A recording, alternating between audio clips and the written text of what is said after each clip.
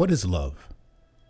Love is a set of emotions and behaviors characterized by intimacy, passion, and commitment.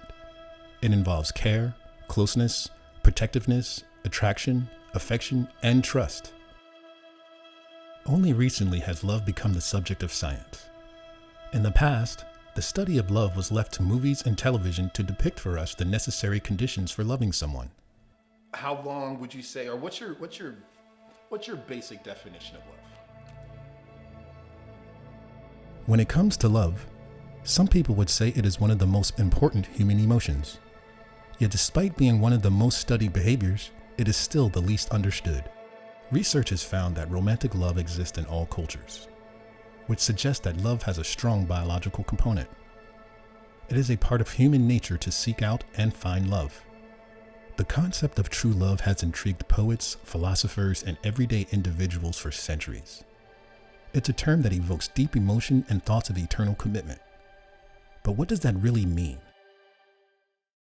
I'm Layla, and I'm 23. I'm Adam, 23. I'm 68. Oh. And I'm 70. Well, my name is Victoria LaFaris. I am 34 years old. And I'm Christian Wilkins, and I'm 33 years old. I think love is like commitment to a person and like what you're willing to do for that person. Like you can love someone in different ways. Like my siblings, I love them because they're my siblings, but I don't think I would do some of the things that I would do, say, with him, with my siblings, because it's just, love is very broad. It can be very broad for sure. How about for you, Adam? Yeah, for me, I would say love is kind of like a deeper connection of like trust. Trust and like respect, mostly because I feel like a lot of us kind of have a hard time deciding the difference between like liking something and loving something. But to me, love is just kind of like that extra step of trust you have towards someone. Where like if you like someone, you can hang out with them. But if you love someone, then you'll trust that they'll be there even when something bad happens or something like that. I think it's friendship. I think it's trust. I think it's acceptance, caring, forgiveness. We had to learn, like any relationship, how all those things work. So. Yeah, I agree with that. And it's also dependability. It's dependable. I know her love for me is dependable. I know it's always there. I know I can always depend on her. I know that she cares for me. And what I tell my friends is, why did you marry her? Which she makes me happy. Love. For me, I think love is, if I could just sum it all up in one word, it would be selflessness. Putting this person's needs above your own. He might disagree with that because I can be very needy at times. I mean, it takes a lot, to get this together. But yeah, I think love, I'm just like, I put his needs. If he wants to do anything or he has, medical things going on, I'm the youngest of 4 children and a drag queen, so I can be a little, self-centered at times. So, but for me to like not keep my mind on myself and this other person that I'm paying more attention to, that I'm trying to make sure he's okay mentally, physically, emotionally, that's what I think like true love is for me. How about you? I agree with Victoria. I think the best advice I've ever gotten when it comes to love and being in a relationship is a relationship is never going to be 50-50, ever. You're going to have times that one person can only give 20 or 30% and the other person has to give more to pick up that slack, because we all go through things, you know what I mean? And I'm the youngest as well, out of a mom's kids, so being the baby, being very needy, I had to learn, but you really don't learn it because like when you truly love and care about somebody, it just comes natural, you know what I mean? And especially with her doing drag and stuff, I'd probably much rather be at home playing my Xbox or playing the guitar, but it makes me feel good knowing that she is safe on the weekends, because there are a lot of hateful people out there. So, I'd rather go with her on the weekends than staying at home, because if something were to happen to her, I would hate myself, you know what I mean? Like, she's my best friend, and I wouldn't want nothing to ever happen to her. So it's just really putting somebody else's needs before yours, and realizing that at the end of the day, you guys are kind of each other's backbone. Since you guys have been together for 4 years, how long would you say it's been since you've actually been in that type of love then? I mean, of course, it doesn't start out that way. You had to build into it. Like, how long into that relationship did you guys say you realized you were in love? I would say probably only a couple months after we started dating. Really? Sure, yeah. I would say like 3.5 years if we've been together for 4 years. Uh-huh. I've started to feel that love, only because at first, at any first relationship, you can't love each other straight up. I'm not like a big believer in that love at first sight. Mm-hmm. But I do think you start from liking each other, and then through hanging out, you kind of see each other's personalities and start to gravitate towards each other and start to like pick up on each other's like little niches and stuff like that. Yeah. Mm-hmm. And then I don't know, you just kind of like fall in love in that way.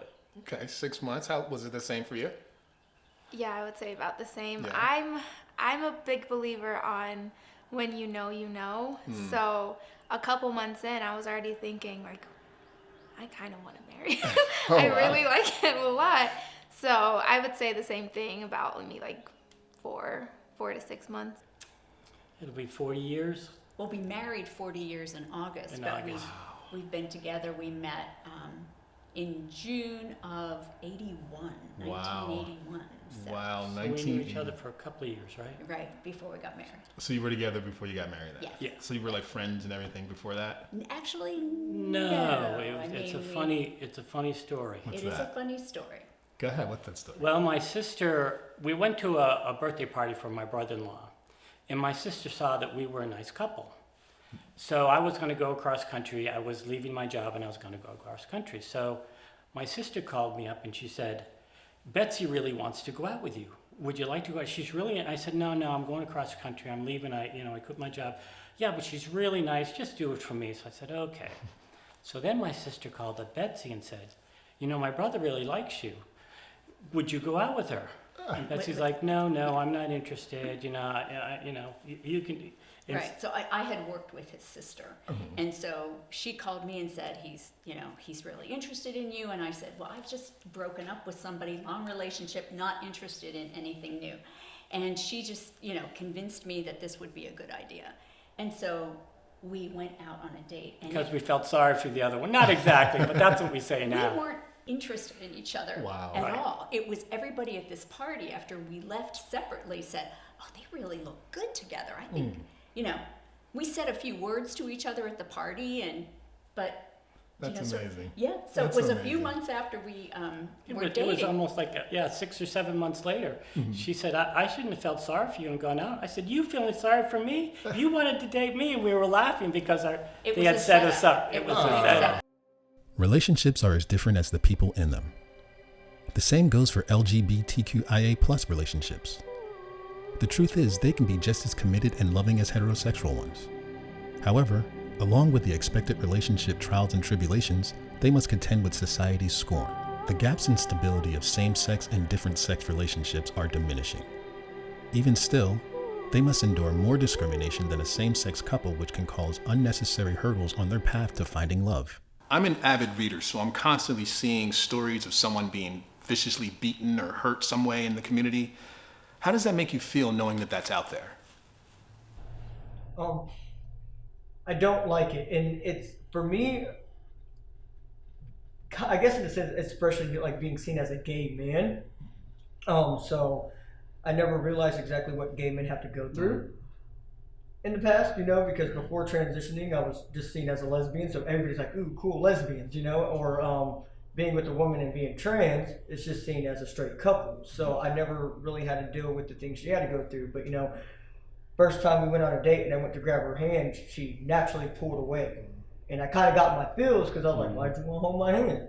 And then, she was like, gay men, we can't do that.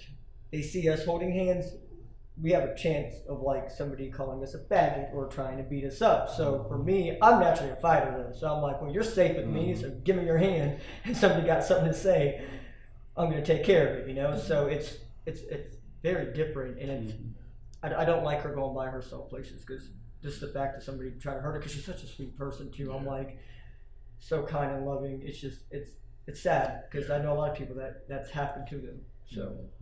Then, what are your thoughts on same-sex laws keeping LGBTQ couples apart and why they aren't allowed to love each other nationwide? So I think technically, legally now, we are allowed to get married.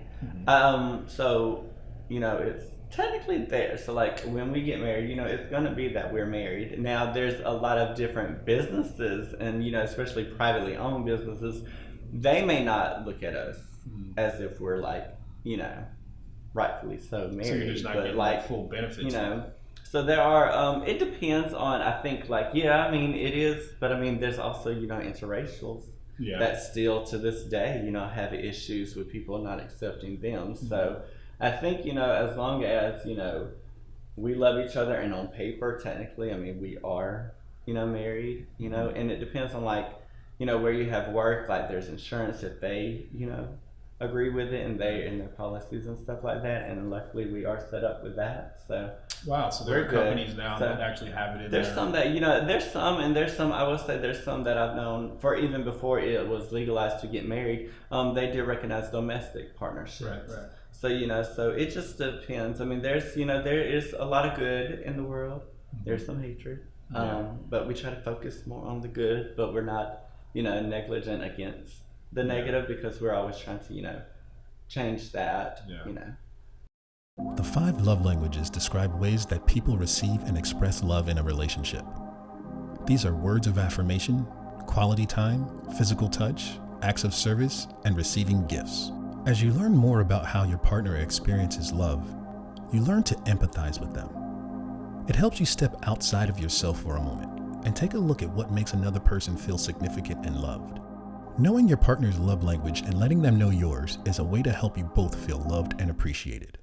People want to say I love you just to be saying the words. They don't know what that really truly means or what it really truly means to be in love. And those are the relationships that we've found that are seeming to break up after 6 months or under a year. But you get the people that, that can show it and say it. Those are the ones that last. But of course, there are some people that have trouble with one or the other. So would you say you prefer someone that actually can say those words and feel them every single day, or someone that can show you? I would prefer show. I think show is very important. I think the actions are the most important. I would definitely say, if someone says I love you, but they go behind your back or do stuff and don't show it in the way you like, is that really love or is that just a word? You know what I mean? I think definitely showing the care, showing how much you love them, like if they need something and they can't do it, not do it for them, but can you at least help them in some way? Or do you at least show that like, hey, I really want you to succeed in this thing, so let me at least try to like support you or something like that. Or even if you're doing something good, but I think it's kind of like wasteful to be doing that, where I think you're wasting your time, can I tell you the truth and say, hey, I think your efforts are probably put best into this thing rather than what you're doing now currently.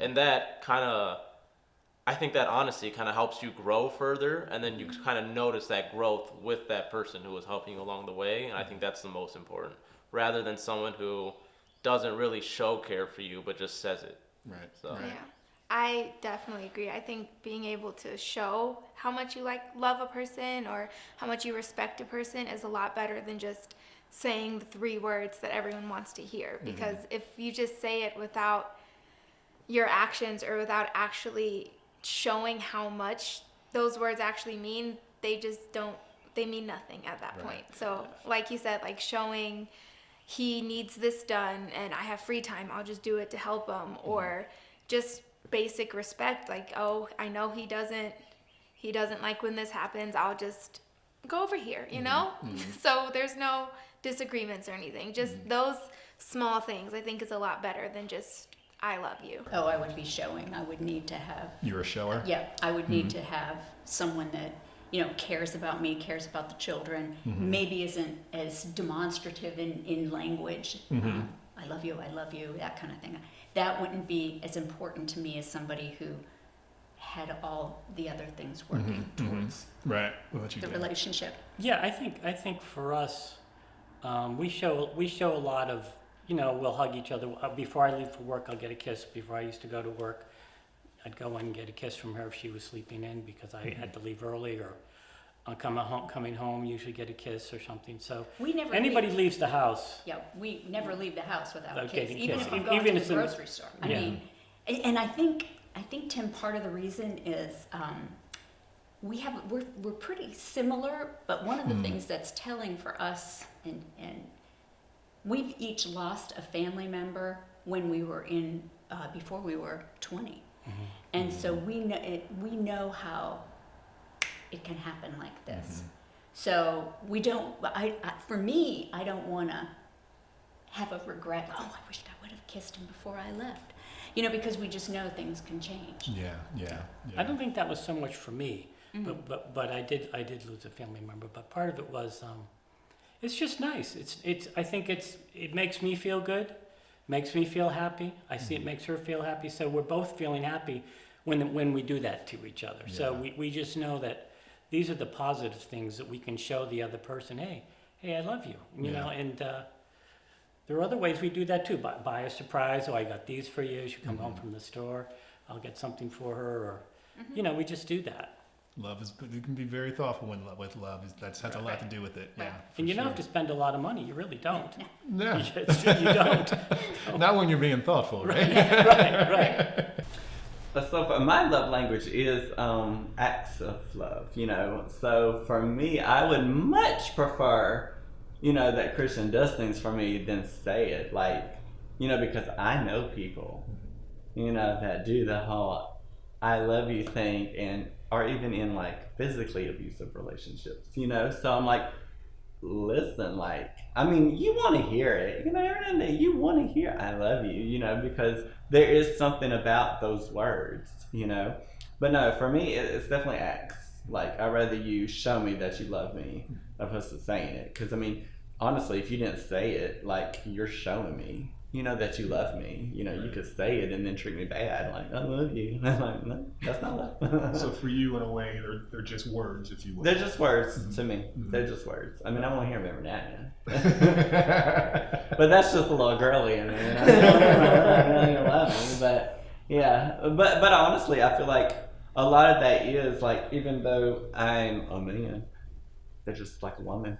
But, you hear that in society, you hear the words love, and you want to say those, there's Valentine's Day and all that, but for me, it's the acts, much rather say it.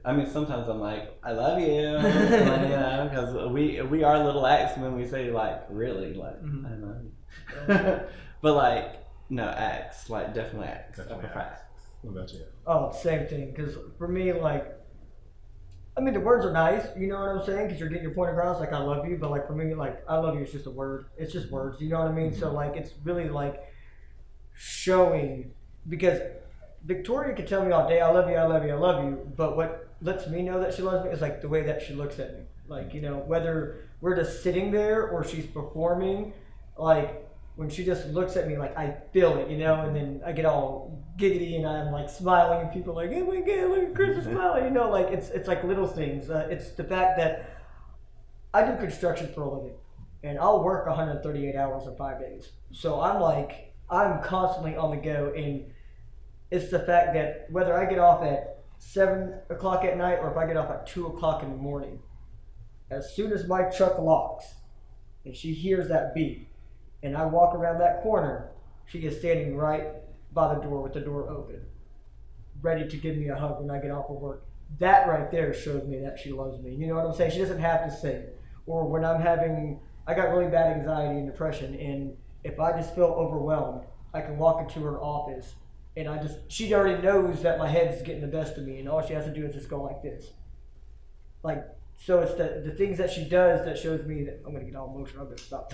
But it's the things that she does that shows me that she loves me, you know what I mean? It's those little things. So I'd much rather, she could never speak again tomorrow, I know that I'm going to feel that she loves me though, you know what I mean? Because of the things that she does. So definitely the physical part. Love, attachment, and affection have an important impact on well-being and quality of life. While people are bound to experience some negative emotions associated with love, it can become problematic if those negative feelings outweigh the positive, or if they start to interfere with either person's ability to function normally. In situations where couples need help coping with miscommunication, stress, or emotional issues, relationship counseling can be extremely helpful. I feel a lot of times when I ask my couples, what does it feel like to be in love? I feel like a word I hear a lot is unconditional.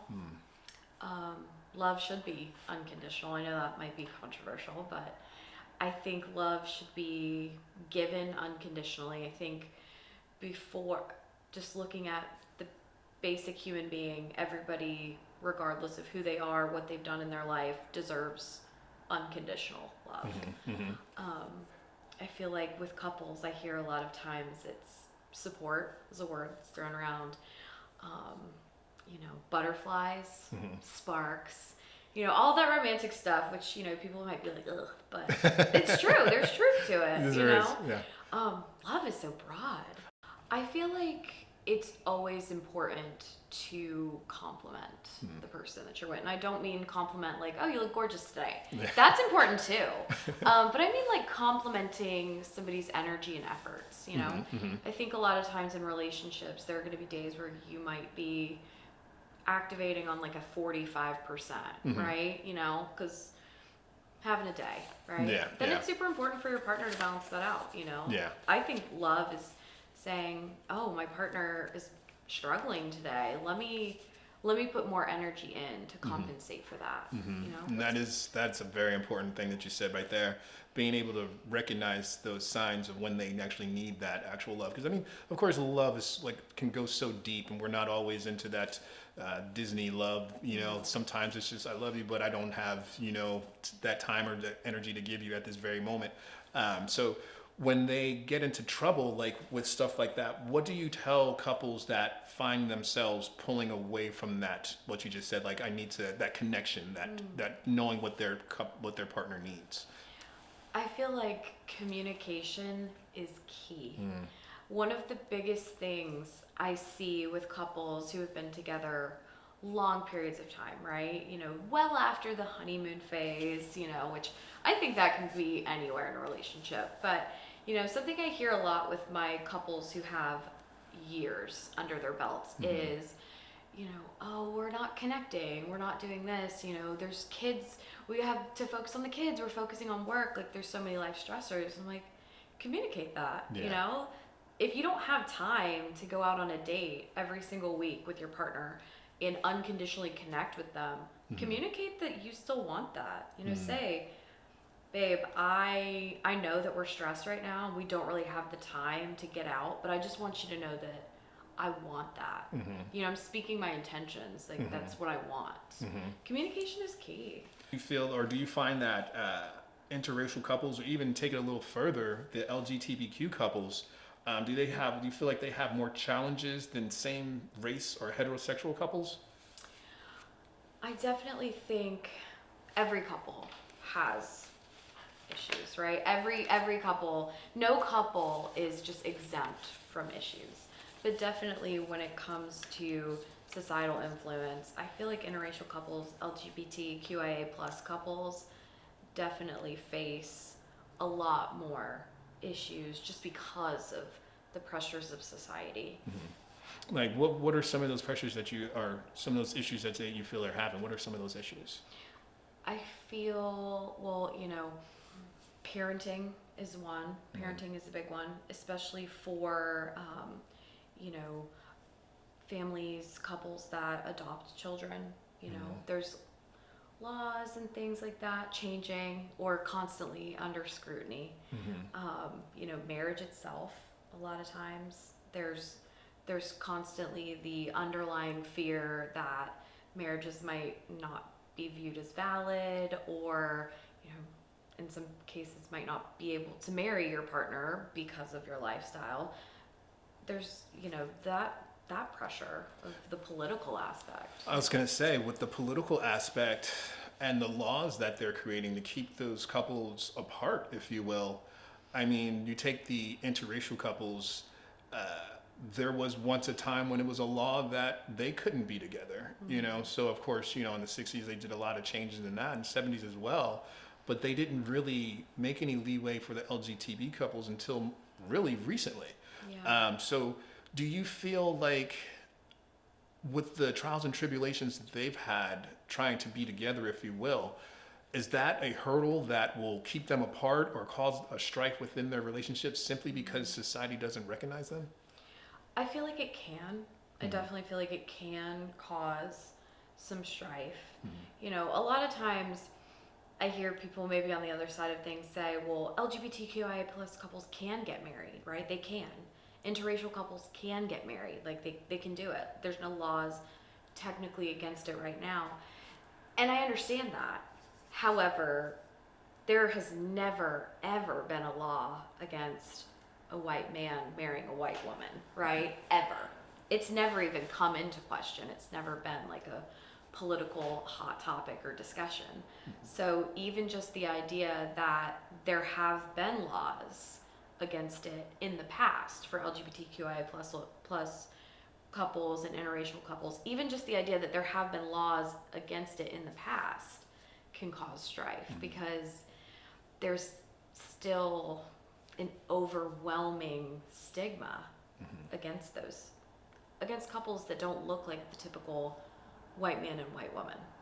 So to take that off of that topic there a little bit, just basic, what makes a relationship healthy? Like what can take two people, same sex, LGBTQ, whatever happens, two people that find each other, they're interested in each other, they have feelings for each other, and they go down the road and they turn like into love.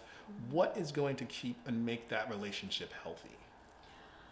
Something that I think makes a relationship super healthy is outlining your expectations and going for those. Relationships look so different. You can line up two people that might look exactly the same and break their relationship down and they can look completely different. I feel like a relationship is a set of, I don't want to say rules, but like a set of like expectations and, you know, roles and how we fill into those. So I feel like knowing what you want in the relationship, what your partner wants in the relationship or partners want in the relationship, and working towards that. You know, I know a lot of couples who, you know, live the typical gender roles, you know, where the husband goes to work and provides, wife stays home and cares for the children, and that completely works for them. It's something that they've set up from the beginning and they're thriving. They love that, you know. I know couples who might look at that relationship and be like, oh, absolutely not. We could never do that. And that's fine too. It's about laying out your expectations and following through with those and saying like, this is what we look like. This is what we do. We might change, but we're going to communicate about it, you know, but everybody should just decide what they want and go for it. Would you say there's like an instant gratification need in relationships these days? Like I feel like a lot of relationships today are off and on, or they are they get out, to use a race car term, you know, they get out a little bit too fast and they burn out or something like that. I feel like maybe they've been looking for instant gratification where they're going to start dating someone within a week, have that perfect relationship that lasted, like you said, 15 years and then been married, so happily married. Do you feel like it's causing a problem, a hurdle with people or couples or in the dating world today? I definitely do. I really do. I think a big issue that I see is people not being fulfilled with themselves or feeling like independent, fully functioning on their own. You know, a term that drives me crazy is, no offense to people who use this, but a term that drives me crazy is when people say like, oh, I'm just looking for my better half, or like, this is my better half. Why are you implying that you're half a person? You know, I think it's so important to know that like I am unconditionally 100% me. I'm a complete person, right? Does that mean that I don't need other people or want other people? Absolutely not. But what it means is that I'm 100%. Anybody who comes into my life or who becomes a part of my life is additional, is a bonus, you know? So I definitely think that instant gratification is problematic. Just, you know, one of our most basic human needs is love and connection. One of the most basic needs. We need that so much, right? I feel like a lot of times people don't fill into that love and connection with themselves because it's scary and we can feel lonely and isolated. But it's so important to fill into that before you start seeking out love and connection with other people. Is there a magic recipe to having a long-lasting relationship? Because I see some couples that just do it seamlessly. It's just easy for them. It's like, for me, it seems like they're one of the few couples that took the time to get to know each other, become best friends, because so many of these people say, I want to find my best friend. Like you said, I want to find my person, my best friend. But it seems to me the only couples that last, that seem to have that magic recipe, or those couples that last, are the ones that took the time to actually get to know each other. Absolutely. I feel like in my experience of the couples I've seen who have lasted a really long time are the ones who have said, like, we're going to do things differently. We're going to do things the way we want to. Maybe that's going against the grain. Maybe that's, you know, we're moving in together before we get married. You know, to one of those, you know, I'm from the South, like that's one of those, you know, oh, don't move in together unless you're married. Couples that say, no, like we're gonna do this. We're gonna pursue this. We're gonna try long distance for some time. You know, we're gonna hold off on having children. We're gonna date. We're gonna do, you know, once again, all of these things are personal to the couple and specific to the couple. But I feel like the most successful relationships I've seen are the ones who say, okay, there's like societal expectations, and there's like a general rule book, but we're gonna create our own rule book. And we're going to communicate when the rules might seem unfair. But we're making this for ourselves because it's not about having the relationship that we see on TV or that our parents had or that, you know, our neighbors next door have. It's about us and it's about what we want. I feel like those are the most successful. Conflict is natural, and it doesn't have to be a negative force in your romantic relationship. It can facilitate learning about one another, open your mind to new ideas, and help you grow together. Shakespeare once said, "The course of love never did run smooth." No relationship is perfect, so there will always be problems that can lead to distress or heartbreak. So while love is associated with a host of positive emotions, it can also be accompanied by a number of negative feelings. Anxiety, jealousy, possessiveness are just a few feelings that can tear a relationship apart. Couples don't generally get along just like you guys do there. So can you tell me about some disagreements or fights you guys may have had over those years? Yeah, I would say most of our fights come with the fact of like I'm more like strict about things and she's more loose. Like I like to be there 5 minutes early. She's usually like 5 minutes late. That's honestly what most of our fights are about. They're not even fights. They're just kind of like, oh my goodness, like we can we just go? Yeah, like Yeah. that kind of stuff. So I'd say like since we moved in together, definitely the cleaning. He likes getting stuff done right like an hour after we decide what we're doing, and I'm more of like I'll relax first and then I'll get up and I'll clean. But he's more like clean and then so I can relax later. So I think that's where the big I don't like disagreements come relaxing from. where there's still stuff to do. Like just relaxing in a dirty house is kind of weird. Can you tell me anything about any of your disagreements or fights that you guys had over the years? I think in general, when it comes to raising children, maybe we'll have a difference of opinion. So if sometimes my son will ask me, can I do this? And I'll say, not going to happen. You know, it might be something that I know it's not going to happen. And she'll say, well, let me think about it. So, but she's done a great job raising the kids, so I've got no complaints. But in general, you know, we've had, if we get in a fight, our son is like, is everything okay? Because we very rarely get in fights. We don't get in. But now that we're older, I think, and wiser, I mean, as we grew older, we might have an argument that really doesn't last that long. It really doesn't last that long because you realize it isn't worth it. It just isn't worth it, I think, and it's usually something that, you know, you think about it's not that important. Right. And we have a lot of humor.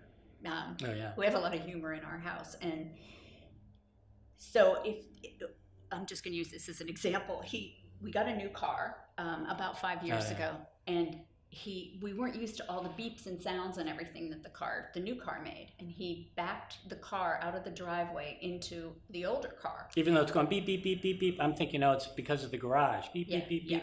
So he came in and he said, I just hit the other car with the new car.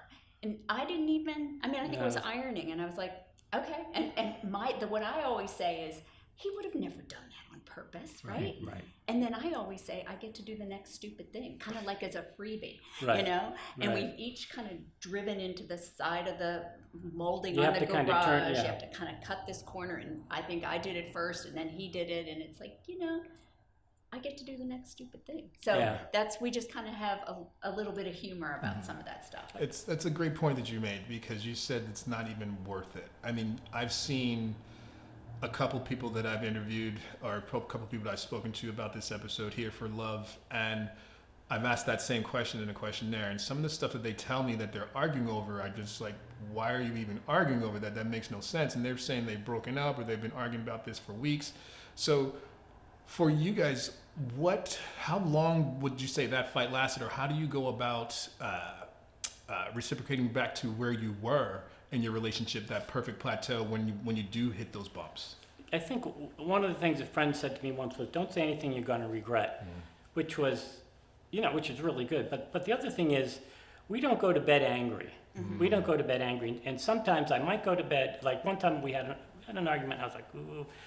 I said, I'm not even going to mention it. I'm just going to go to bed, and went to bed. Everything was good. The next day, I felt better. I was kind of mad at her at night, but I didn't say anything. I just said, "What? It's not worth it. It's going to be stupid if I argue." And by the next day I was fine, and we were back to, and we still kissed goodnight. But I was like, and I'm sure that's happened to her. But the next day we wake up and we're okay.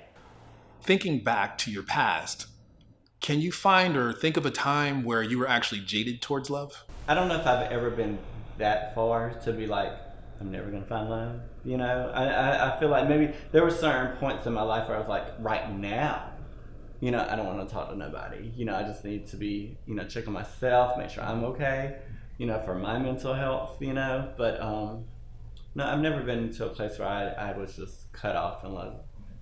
I'll never be in love again. Never been like that. Never jaded towards it. What do you guys? How about you, Christian? Bro, I was totally jaded at one point in time. Right? Because I was like in a long-term relationship or whatever, and I think for me though, like, I had the misunderstanding of love because it was so much like I had to put so much freaking work into it, and our relationship basically was falling apart months before we actually separated. It was just kind of like there's a lot of aspects to it that we stuck together. So once it was actually done for and being together for so long, it was like, crap, I got to start all over again, like have to get new stuff, this and that, because she got everything. So I was just like, I am just going to sleep around. I ain't even worried about no relationship. People ain't no good. And then, I walked into the club and then saw her and I said, oh Lord, here we go. The little heart started fluttering, but at one point in time, I didn't want no relationship. I was like, forget this. I was with somebody for too long. I ain't doing this ever again. Like I was just angry at the world. And then, now, I personally definitely remember dating well before social media online dating. I can say honestly that it opened a vast world for people searching for love. But do you feel like social media has helped or hindered the search for love? Honestly, I think it's like a catch-22. I think it's beneficial for some because some people are very like, I honestly am a homebody. So I don't go out and just like want to mingle and stuff like that. So, meeting someone on social media, I could see how that could help people that don't know where to go, don't know, what to see. Or even if you're in a place and you may find someone attractive and maybe you're a shy person. And you don't want to go up to them, or you don't know if they're in a relationship, but if you're on an app or something that's looking for love and dating, so I think those parts are beneficial. I think the negative side would be you don't know who that person is yet. So, and there's a lot, especially with like filters nowadays. Listen, my profile picture is one of those little fake little things right now, but like, so I think that can be like the negative side is you don't know, how this person really is. So, but I think at least, and the thing about love with somebody you met on the internet and you haven't really met in person and had deep conversations and stuff, I think that's where the term love is used loosely.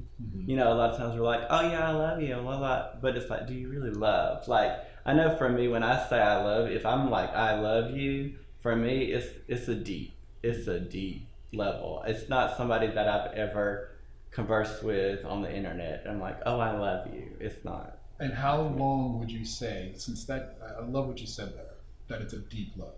That's love. I understand that. That's where I come from.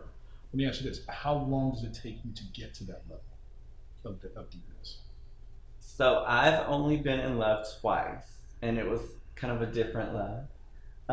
But honestly, it can take a few months. It really doesn't take. I mean, it just depends on, well, one, how often do you talk to this person? You know, because I've dated people I may talk to a couple times a week, and then some I talk to hours a day. You know, like when we first started, talking. But I don't know. It's kind of weird for me to answer that because our love, for him being my second person that I say that I'm in love with, but really our love is such a different love. It was such a easily connected love. It was not nothing that was like forced.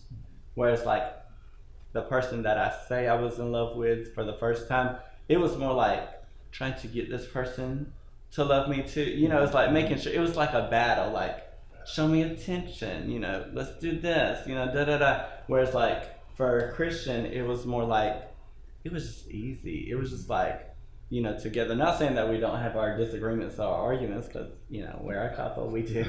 My shoes that I leave on the floor. I know, pick them up now. No, but it's like literally our fights are really like petty little stupid things, and just like, can you do that?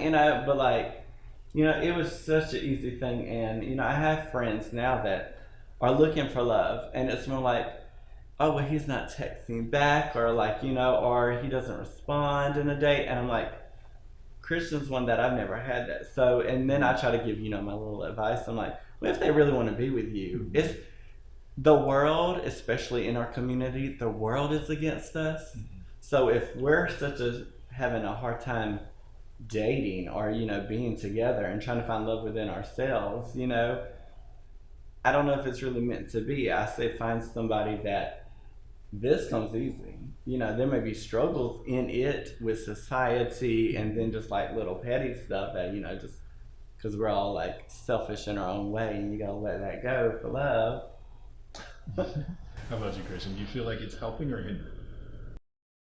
I mean, like Victoria said, like with the filters and stuff like that. Then again, I can't judge nobody because I thought she was a Puerto Rican trans woman. And then my friend was like, that's a dirty white boy. And I was like, oh, okay. But no, like on a serious note though, like how Victoria said, you have a lot of people that they're not very social butterflies in a sense. So I feel like, you can be able to meet somebody online if they're being honest about who they are, and be able to, I think in a sense it's like you're connecting on a different level because you're having to do more communications, especially the younger generation, our generation. It's like a lot of it leans on sex, and so like it's like the hookup, and it's like, hey, I'm so in love because we hooked up, and it's like, but are you, like you guys didn't really have a full conversation and stuff, so I feel like in that sense you're connecting on a deeper level because you're having to talk to each other, so you're learning a lot about each other if they're being honest with one another. But then again, if you're not face to face with someone, it's kind of like you can bullshit online too. Excuse my language, but you can be BSing on it. Like, yeah, I got a big old mansion and I made this much, and then you meet them and it's like, bruh, you don't even look like what you said you did. I think it definitely hurt it because there's so many online posts on Pinterest, on Twitter, on TikTok, where it's just the most over-the-top displays of love. So like the room is decorated, all of this, or someone gifts a person a dozen roses while they're at work or anything, and people are watching that like, oh my God, that is what love is. Like, that's what I want. I love that. But everyone you see on social media, they're on a totally different path than you are. You might be seeing someone who's gifting their girlfriend this, but they're 36 with a stable job, not 23-year-olds in their first apartment together trying to make rent. So it's just, I think it definitely hurt the idea or like the view of love, personally. Yeah, that's a cool perspective. Yeah, I guess I don't really see all that stuff of, I guess just what kind of social media we're on. I don't see like the guys giving the girlfriend's flowers and stuff like that. But I would also say hurt a little bit, just because I don't know. I think everything kind of gets like amplified on social media, the good and bad, and I think most people, like 95% of people, are just not on that extreme. So on one hand, you have what you're saying, where it's the guys giving the girlfriend, you know what I mean, like diamond necklaces and roses that people just can't afford. And then on the other side, where I think it could be harmful, is like Andrew Tate's and stuff like that, of just like women are property, and then The you see wildest kids things. just believe in that stuff. And I mean, we go out to bars and people are just talking about Andrew Tate and those wild. ideologies just in open, like it's not even crazy. So in that sense, I do think it hurt. But to be honest, I think that just made the 5% of people that would have been radical anyway just more towards those crazy ideologies. But in reality, I think most people kind of understand that this is over the top. This So isn't real, yeah, what I you're think looking at. I think most people can kind of get that that's not it. So I would say for most people it's about neutral, but for those extremes, I do think it's very harmful. But I think a lot of the magazines and all of the social media, they present this perfection that, you know, that's just not achievable Right. or sustainable. And same with in a relationship. It's like, you know, I mean, I love a good love story. I love a good book. I love a good movie that, you know, has a happy ending. But there's a lot of work that goes into that before you can get to that happy A lot of work that they're not showing you in that Right. movie. There's a lot of negotiation. There's a lot of you know, Compromise. Exactly. Yeah. And a lot of people aren't wanting to compromise. Maybe they don't even know how to do it. So what have we learned? Love is a choice because actions determine if it lives or ends. Finding love doesn't have to be a tiresome sprint, but it does mean you have to consciously decide on actions that build and protect intimacy and trust within a romantic relationship. Love is a biological cascade of hormones and feedback pathways in your brain, but it's also a deep psychological connection. With that being said, like, what can you say that you've done better, or not even better, but differently than those couples that are just, I mean, the divorce rate is incredible right now. Right, So right. what is it that you guys have done that made you guys successful? I think it's commitment. I think it's, you know, it's not going to always be perfect. It's not always going to be, the kids aren't always going to get along. We're not always going to get along. But we're committed. I respect him. I enjoy his company.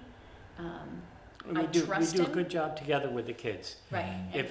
If one kid is, if she's upset at one of the kids, because I'll say, here, you just calm down, I'll take this. I've got Go it. for a walk, or she'll say the same thing, it's okay, I've got So it. it's nice, I don't know how single parents do it, because it's really tough.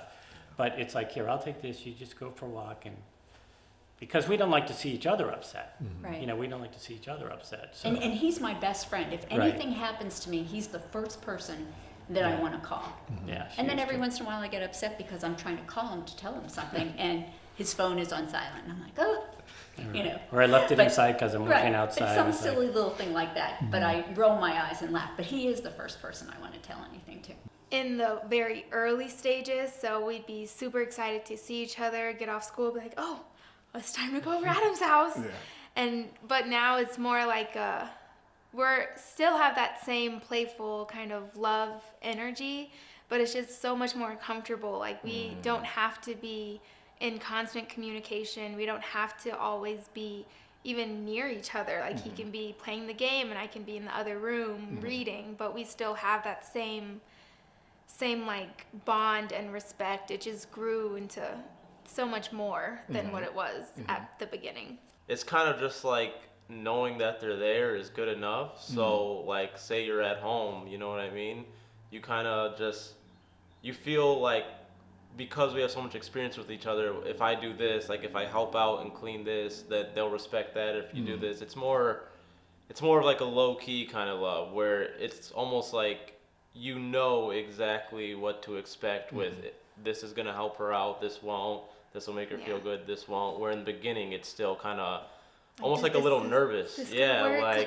like how Can is I this do day gonna this? go? Yeah. Like I'm having talking points in my head. Like man, I hope it doesn't get stale or dry. But now it's a lot more comfortable. I mean, if the person is continually showing, you know, their partner that they love them by doing things for them and just showing them. And I think for some relationships, over time, it kind of, dwindles away. And, a lot of relationships, I feel we're all growing at the end of the day. I'm not going to be the same in 10 years. My values may be different in 10 years, or what I think, about life in general.